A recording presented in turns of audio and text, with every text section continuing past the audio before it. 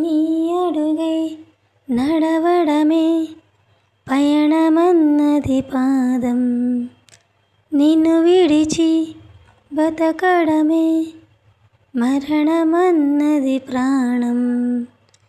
నువ్వు రాకముందు జీవితం గురుతైన లేదని, నిన్ను కలుసుకున్న ఆ క్షణం నన్ను వదిలిపోదని, ప్రతి గడియ ఓ జన్మగా నీ గడుపుతున్నానని, ఈ మహిమ నీదేనని నీకైనా తెలుసా అని నీకు చెప్పాలని ఒకే ఒక మాట.